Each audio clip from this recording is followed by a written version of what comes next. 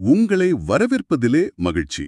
நாம இன்னைக்கு ஸ்ரீமத் சுவாமி சித்பவானந்தரின் தெய்வீக யாத்திரை ஆத்மனுக்கு புத்தகத்திலிருந்து நவம்பர் 3ஆம் தேதிக்கான ஒரு பகுதியை கொஞ்சம் ஆழமா பார்க்க போறோம். இதோட தலைப்பு யாத்திரை. அதாவது வாழ்க்கைங்கிறதே ஒரு பெரிய புனித யாத்திரை மாதிரி. கடைசியில அது எங்க ஆரம்பிச்சோமோ அந்த மூலத்துக்கே நம்மள கூட்டிட்டு போகுதுங்கிறது தான் இதோட மைய கருத்து. வாங்க இதுக்குள்ள என்ன இருக்குன்னு கொஞ்சம் விரிவா பார்ப்போம். வணக்கம். நீங்க சொன்னது ரொம்ப சரி. இந்த பகுதி வாழ்க்கை பயணத்தை பத்தி தான் பேசுது. ஆனா இது ஒரு சாதாரண பயணம் இல்ல. இது வேதாந்த பார்வையில சொல்லப்படுற ஒரு விஷயம். ஓஹோ. இங்கே யாத்திரைங்கிறது ஒரு உருவகம், ஒரு மெட்டஃபர் மாதிரி. உயிர் அல்லது ஆத்மா தன்னோட உண்மையான இடம், அதாவது அந்த இறைநிலை, அதை நோக்கி போற ஒரு பயணத்தை இது குறிக்குது. இதுல நிறைய ஆழமான கருத்துக்கள் இருக்கு. நாம கொஞ்சம் கொஞ்சமா பார்க்கலாம். சூப்பர். இது ஆரம்பிக்கிறதே ரொம்ப அழகா இருக்கு. ஒரு நதி அது உருவாகிற இடத்துல இருந்து கிளம்பி கடைசியில கடலை நோக்கி போகுது இல்லையா? ஆமா.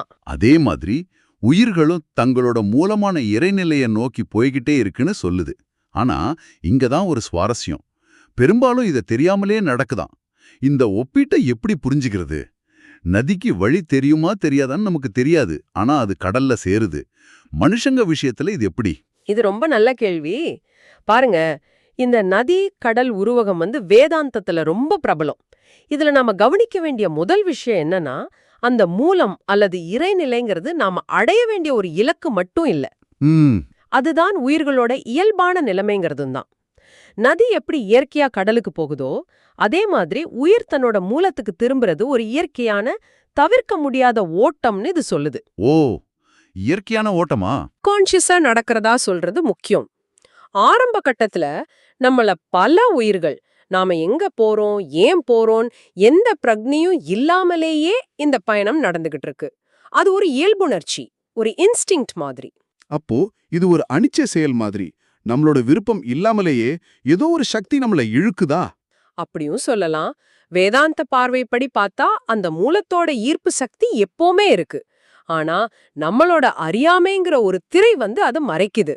அதனால ஆரம்ப கட்டங்கள்ல இந்த பயணம் பெரும்பாலும் உள்ளுணர்வால் அல்லது இயற்கையோட விதிகளுக்கு உட்பட்டு நடக்குது. தனிப்பட்ட விருப்புகளுக்கு அப்பாற்பட்ட ஒரு செயல்பாடு அது. ஓகே.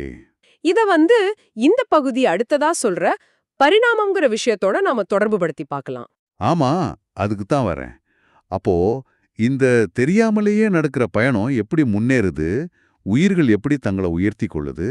இந்த பகுதி பரிணாமம், அதாவது எவல்யூஷனை உயிர்கள் தங்களை உயர்த்தி கொள்ளும் ஒரு திட்டம் அப்படின்னு குறிப்பிடுது. திட்டம்னு சொன்னா இது ஏதோ தற்செயலா நடக்கிற விஷயம் இல்ல போல இருக்கே, ஒரு நோக்கத்தோட நடக்குதா? கரெக்ட். நீங்க சரியா கவனிச்சீங்க. அந்த திட்டம்ங்கிற வார்த்தை முக்கியமானது.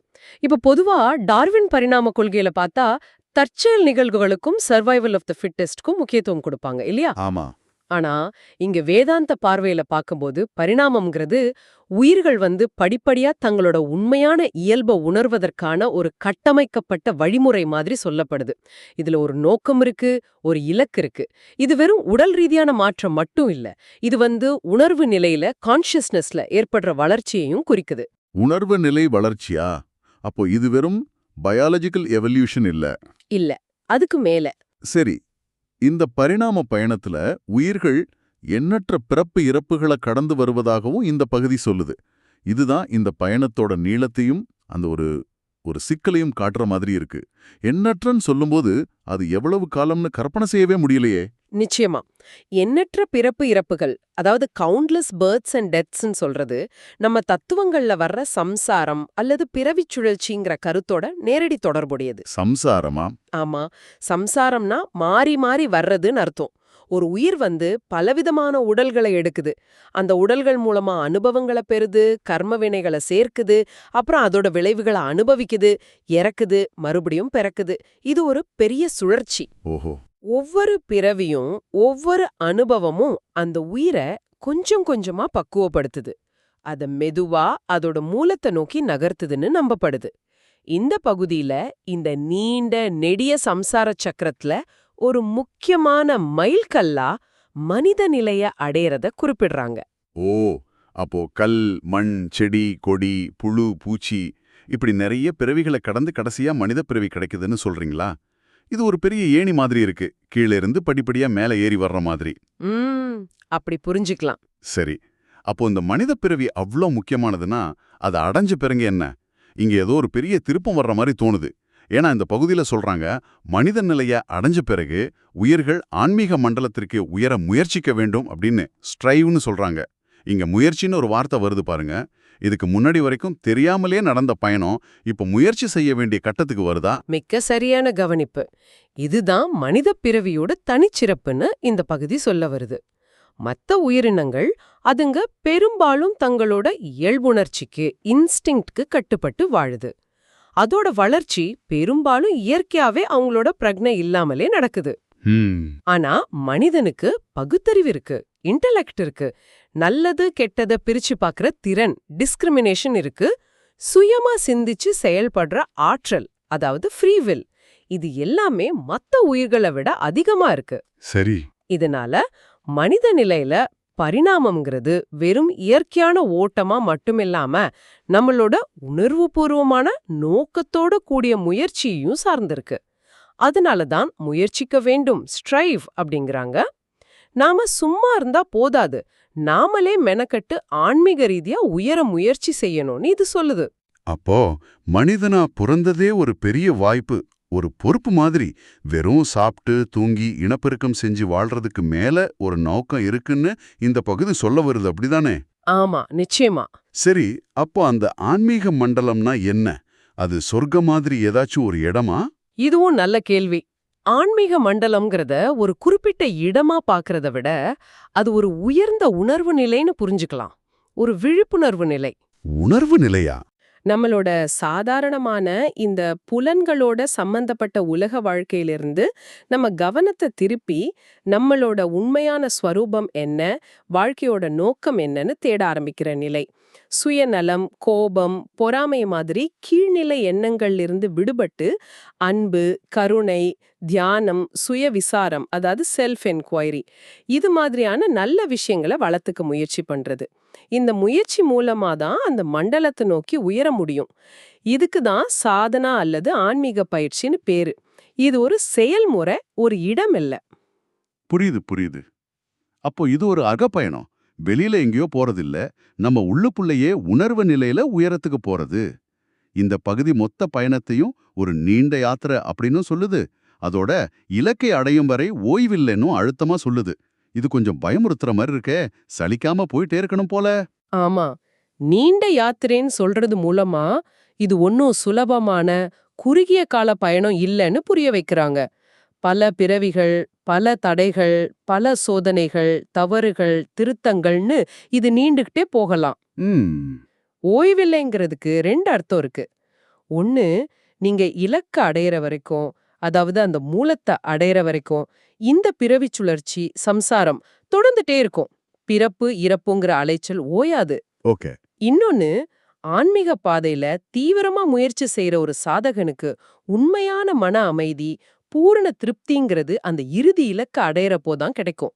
அது வரைக்கும் இடையில வர சின்ன சின்ன சந்தோஷங்கள்லயோ வெற்றிகள்லயோ மயங்கி நின்னுடாம தொடர்ந்து முயற்சி செஞ்சுக்கிட்டே இருக்கணும். ஒரு விதமான தெய்வீக அதிருப்தி, டிவைன் டிஸ்கண்டென்ட்னு சொல்வாங்க, அது அவனை முன்ன தள்ளிக்கிட்டே இருக்கும். தெய்வீக அதிருப்தி, நல்லா இருக்கு இந்த வார்த்தை.